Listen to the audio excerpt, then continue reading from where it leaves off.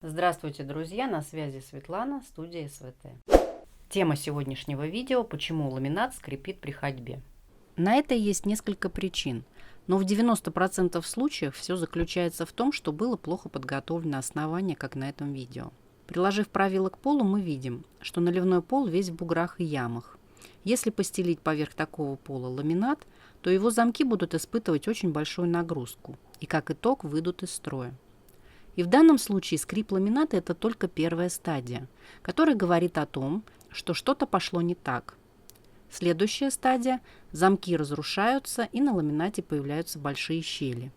Поэтому ровная поверхность, на которую будет укладываться ламинат, является основным залогом того, что ламинат прослужит долго и не будет скрипеть, и на нем не будут появляться щели. Щели на ламинате приведут к тому, что во время уборки в стыки может попасть влага, и со временем ламинат на краях вздуется. Попытки выровнять основание толстой подложкой неэффективны, так как на этой толстой подложке ламинат тоже будет прогибаться, скрипеть, и со временем замки также выйдут из строя. Основание обычно выравнивается наливным полом. Наливной пол бывает на цементной и на гипсовой основе. И если вы берете сделать ремонт своими руками, и заливка наливного пола будет для вас новым делом, то лучше использовать наливной пол на гипсовой основе.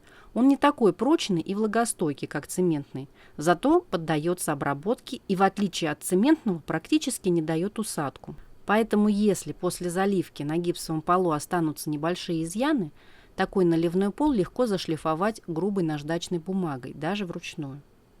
В завершение еще раз скажу, причины, по которым скрипит ламинат, разные.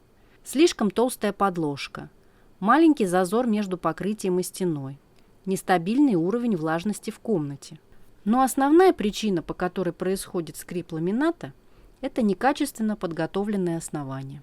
На этом все. Смотрите следующие ролики и подписывайтесь на мой канал. Ну а если у вас есть вопросы по дизайну или ремонту в квартире, оставляйте мне их под видео, я обязательно на них отвечу. И, возможно, сниму следующее видео.